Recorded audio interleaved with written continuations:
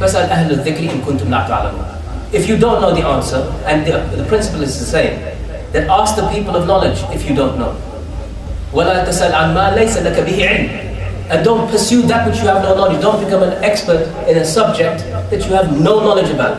Just because you're a community leader, or a masjid leader, or an imam, or a commentator, or whatever you are, if you don't know the laws regarding this, don't try to frighten your community by imposing your version of events, which has no basis in law, not Islamic law, and not British law. And the problem that happened, as the brother rightly pointed out, that some masjids feel that they are required to. Okay, it's a different matter if the police are asking you to do it, but the principle is the same. Because to spy in your community is something that is internally destructive. And any non-Muslim could tell you that, let alone Muslims who adhere to the word of Allah and the word of Messenger sallallahu alaihi wasallam. Take, for example, what happened in Birmingham with the issues of the spy cameras that were placed specifically and exclusively in areas where Muslims are the majority. Now, if you take the area of, for example, Alum Rock and Washwood Heath and Sparkhill, you'll note there are gaps between these areas. They're not adjacent, they're not all adjacent to one another.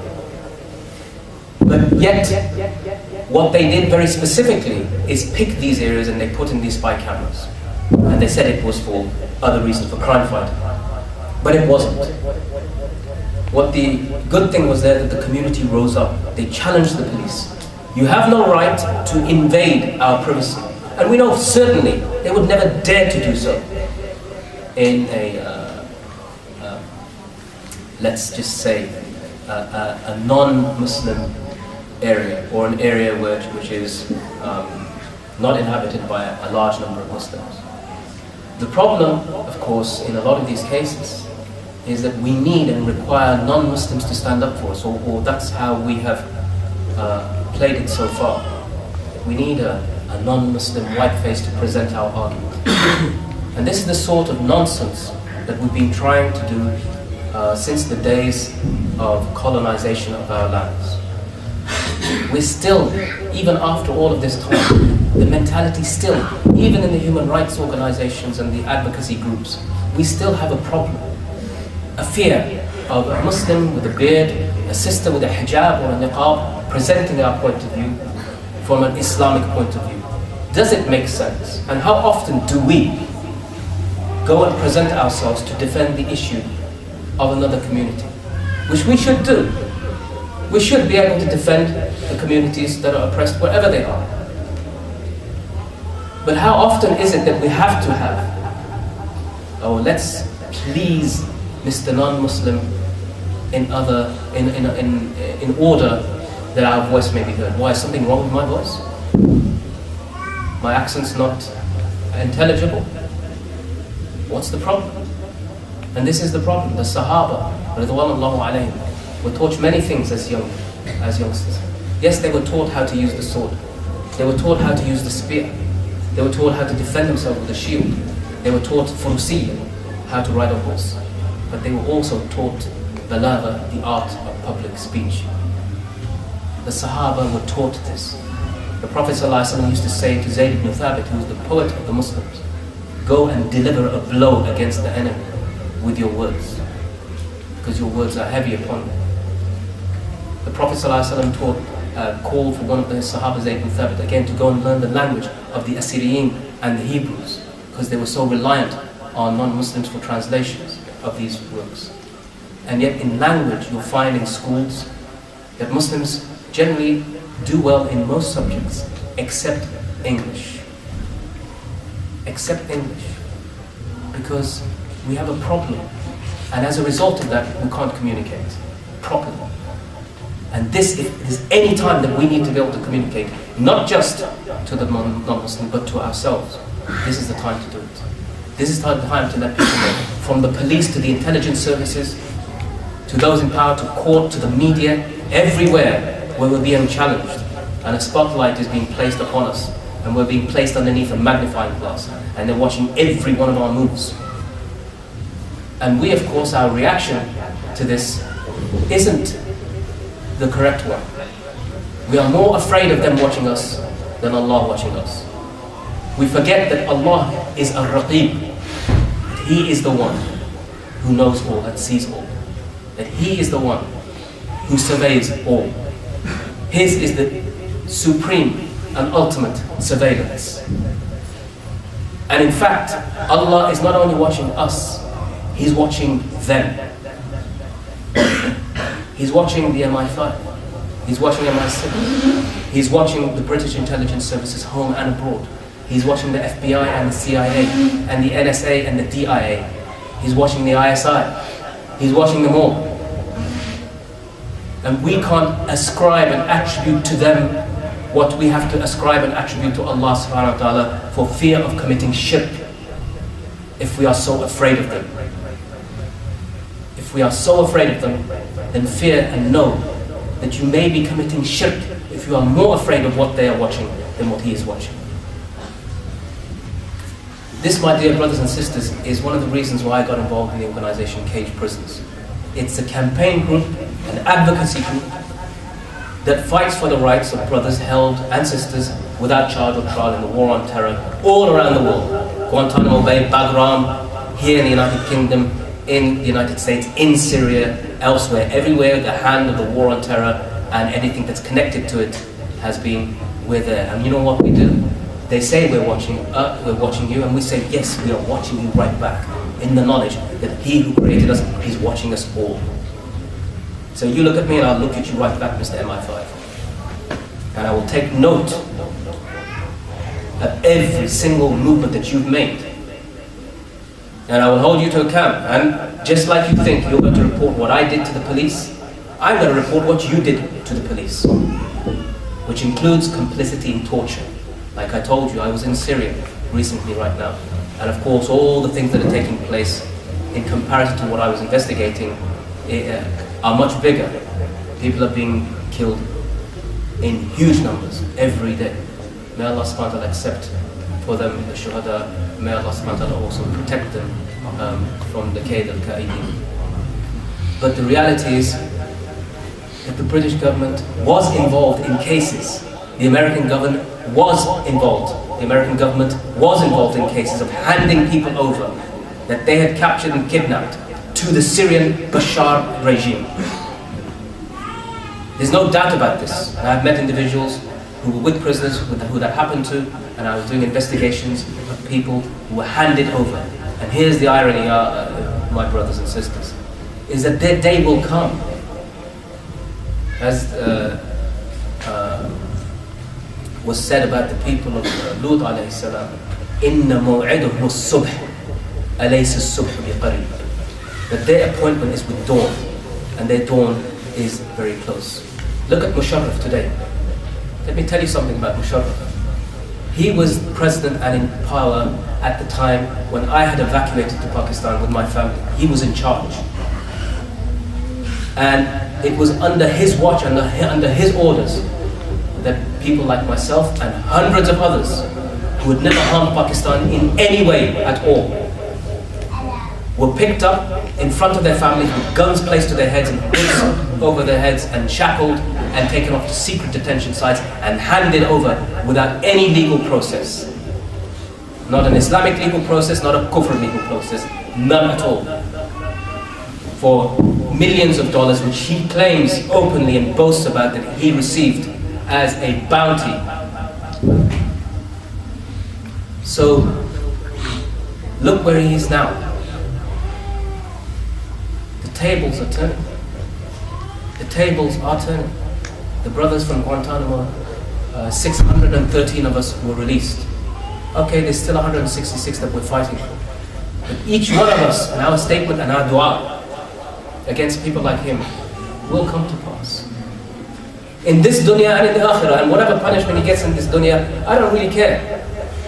Because nothing can compare to the punishment that he's going to get in the akhirah unless he makes tawbah to Allah subhanahu wa ta'ala and seeks forgiveness. And that's for somebody who claims to be a Muslim. Imagine those who don't. Imagine those who openly say that we hate and are at war with Islam. Whatever punishment they're going to get in this dunya is incomparable, is insignificant to what Allah subhanahu wa ta'ala has prepared for them. And we believe in al-ghayb. We believe that Allah subhanahu wa ta'ala has got that in store for these people. In the meantime, my brothers and sisters, all of these things are coming to pass. Take, for example, as I said to you, Schedule 7 of the Anti-Terrorism Act. They stop, search, question, harass, humiliate, and do all of these things to men, to women, to children, to old, to young, Muslims mostly, but there are some non-Muslims who have been affected by it too. They do this in the knowledge that the majority of the people that are going to be affected by this law and by this behavior are you. And they do it in the knowledge that you will remain silent and do nothing about it. So they will continue. They know that your voices and the voices of your leaders are not strong enough, powerful enough, competent enough, and confident enough to do anything about it. So they will continue to do this until somebody stands up and says, enough is enough. Until somebody stands up and says, I'm not answering your questions. Take me to jail. Until somebody stands up and says, you have kept my wife, who is 8 months pregnant or 6 months or 5 months pregnant, with her child separated for 4 hours, questioning me about something that is irrelevant. You have kept, like they did to the father-in-law of Shakir Ahmed, who is 80 years old, and his mother-in-law, 70 years old, in a wheelchair for 3 hours, interrogating them about nothing, that they just returned from a trip from India. Until we start taking a proactive stance, they will tread all over us. And let me tell you something, my brothers and sisters. Take an example. This is an example for us to look at. In our communities, our areas are the worst. They have the most rubbish, the most numbers of rats. They have the most unclean place. We don't want to be there. But if you go to the adjacent areas, and I'm sure the same is here in Derby as it is where I live in Birmingham, you'll find that the people who live there in those areas, if there's just a little bit of dirt, some bunch of travellers have turned up. Not that's a different matter. I don't have any issues on that. But if they will take such a strong stance, write, complain, make sure that something's done. They pay their taxes like you do, yet they're more confident than you are. So until we start getting confident, they will continue to walk all over us. Until we start learning how to challenge the system, they will continue to trash us and keep saying that you are a second-class citizen de facto, meaning not in law, of course everybody's equal under the law, but in practice, you are a second-class citizen. And we are now, brothers and sisters, at a time when we have to accept there are all sorts of things taking place. There are people from within our community who've done all sorts of things. In Birmingham, I come from, there have been plot after plot after plot. I can't even keep count how many people they're convicting every single day. And I don't make excuses for what those brothers have done, but I know there was a time that before these wars were launched, none of these things were happening. These things, they weren't happening. And for whatever you want to say about them, they are not criminal by nature. Their acts have become criminalized because they have become politicized. And that's exactly what happened in the north of Ireland. If you speak to the prisoners there, the former prisoners there, the Republican prisoners there, you'll see there are people who are very committed to a particular cause. They are not criminal by nature, but their actions have led them to things that have become criminalized. So it is now criminal. For example, it is a criminal act to go and train abroad, to fight against an occupying force. Whereas before, when the laws suited them, and Margaret Thatcher was one of the people under whose watch it happened, hundreds of people left the UK, went and fought in Afghanistan against the Soviet Union. It wasn't a crime at the time. It was something that was supported. Mujahideen units were brought over by the British and trained in Snowdonia and trained in the Highlands in guerrilla mountain warfare. They were taught the use of the blowpipe anti-aircraft missile system, which turned out to be rubbish because it was British, and it was replaced by Stinger, which everybody knew. And you can see in the films like Rambo 3, they lionized Mujahideen. So at that time, was jihad terrorism, or was it something noble and glorious? Let me tell you about a case recently. A brother was convicted just for writing books in Birmingham. Alhamdulillah, his case was overturned and the conviction was quashed. But for books, mind you brothers, books in which land? This is not North Korea. This is not Cuba. This is not Albania. This is Britain, the land of Shakespeare and Wordsworth and 100,000 publications every year. The land of the place where people love to read on the tubes and on the networks and wherever they're going, they love to read. They started criminalizing books. Books, in some cases, were written by Moazzam, by Sayyid Qutb and others, people who are regarded as controversial figures. Nonetheless, at the time of the writing of these books, the British government was supporting openly what these men, especially Moazzam, was saying and doing. So here in Britain, you had the case of this one particular individual. And they said, let's take a scenario of a young 18-year-old man. At the time of the Soviet occupation of Afghanistan in the 80s, the Soviet army is coming in, the troops, the tanks, everything's there. He's got an RPG, a rocket-propelled grenade, on his shoulder. He loads it up, he aims it, he fires it, and it destroys some members of the Soviet forces. Is this man a terrorist? The answer by the prosecution witness was, of course, no. He's not a terrorist. How could he be?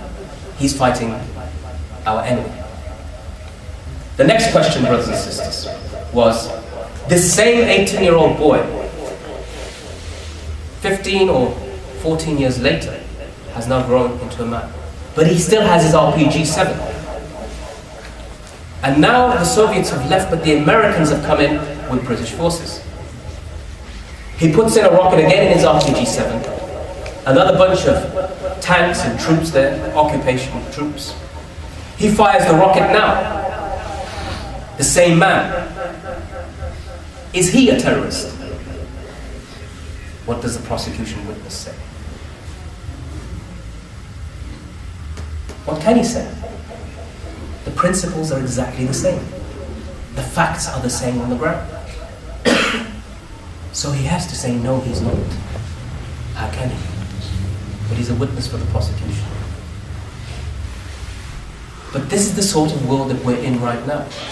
That to make this argument today means that you're glorifying and supporting terrorism. Logic, reason, common sense, all out of the window. You have to be blindly nationalistic and British. The only reason why this guy would be a terrorist, or this brother would be a terrorist, is because of us.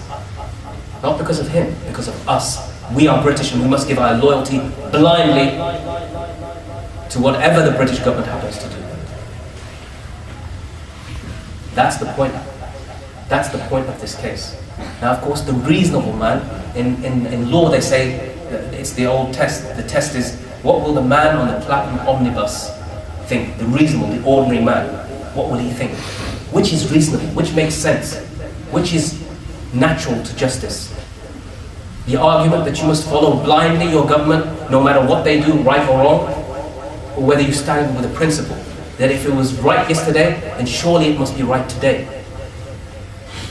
And these are the sorts of things that they try to hoodwink us with. That if we had armed ourselves with the tools of knowledge and understanding and of reality, of our deen and of our dunya, we would have been able to challenge them. We would have been able to say, listen, don't be a hypocrite. Don't try to tell us, as Allah subhanahu wa ta'ala says, أَتُعَلِّمُونَ اللَّهَ بِدِينِكُمْ. Are you trying to teach Allah about His religion? How often is it that we find a non-Muslim come along and say, give a fatwa about what this is Islamic and this isn't Islamic? How do you know? It's like me saying that I am now qualified to give a discussion about chemical engineering when I don't know the ABC of it. So we must be able to put these people in their place with a few choice and decent, well-chosen, placed words. So brothers and sisters, the harassment that takes place in our community, it's going to continue. It'll happen. And of course, we have to be just also and say, if the government of this country is really in fear of Muslims and others carrying out acts of violence against people, we have to put up our hands and say, yes, it's true. It does exist. We can say, work on the reasons behind it, but what they can't ask us to do is to spy within our